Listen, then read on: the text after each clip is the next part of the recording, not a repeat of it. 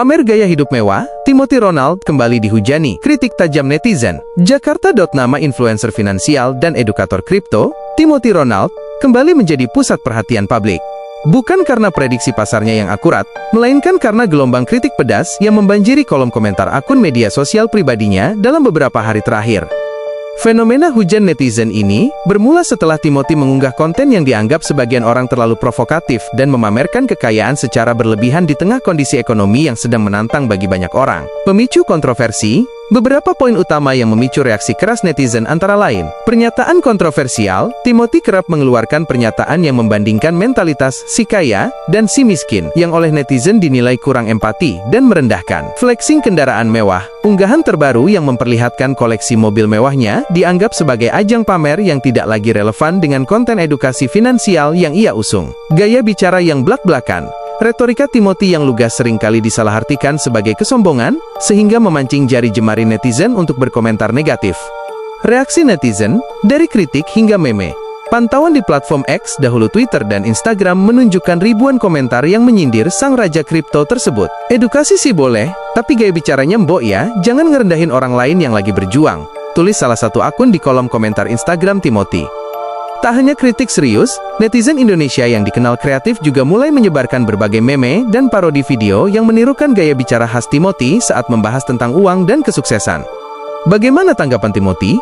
Hingga berita ini diturunkan, Timothy Ronald tampaknya memilih untuk tetap tenang dan tidak terlalu ambil pusing. Melalui Instagram story-nya, ia justru terlihat terus membagikan aktivitas harian dan analisis pasarnya, seolah ingin menunjukkan bahwa badai komentar tersebut tidak memengaruhi fokusnya dalam berbisnis. Bagi para pengikut setianya, apa yang dilakukan Timothy adalah bentuk personal branding yang kuat. Namun bagi para pengkritik, ini adalah pengingat agar para figur publik lebih bijak dalam menunjukkan gaya hidup di ruang digital. Berdasarkan laporan terkini per Januari tahun 2026, keberadaan Timothy Ronald menjadi sorotan di tengah kasus dugaan penipuan investasi kripto yang dilaporkan ke Polda Metro Jaya. Berikut adalah rincian mengenai posisi dan statusnya berdasarkan informasi yang tersedia. Disebut berada di Thailand. Menurut keterangan dari influencer Adam Denny, yang juga mengaku sebagai salah satu korban, Timothy Ronald dikabarkan sedang berada di Thailand. Hal ini disampaikan oleh Adam Denny pada pertengahan Januari tahun 2026, yang ia nilai sebagai bentuk kurangnya itikat baik di tengah proses hukum yang berjalan. Ketidakjelasan lokasi kantor. Saat pihak media, tautkan ke Kompas.com, mendatangi lokasi yang diduga sebagai kantor Akademi Kripto di Jakarta Timur pada tanggal 13 Januari tahun 2026, alamat tersebut ternyata merupakan area sekolah, SMP dan SMA, bukan gedung perkantoran. Status hukum, Timothy masih berstatus sebagai terlapor dalam proses penyelidikan di Polda Metro Jaya. Laporan resmi masuk pada tanggal 9 Januari tahun 2026, terkait dugaan penipuan investasi, dengan estimasi kerugian korban mencapai miliaran hingga ratusan miliar rupiah.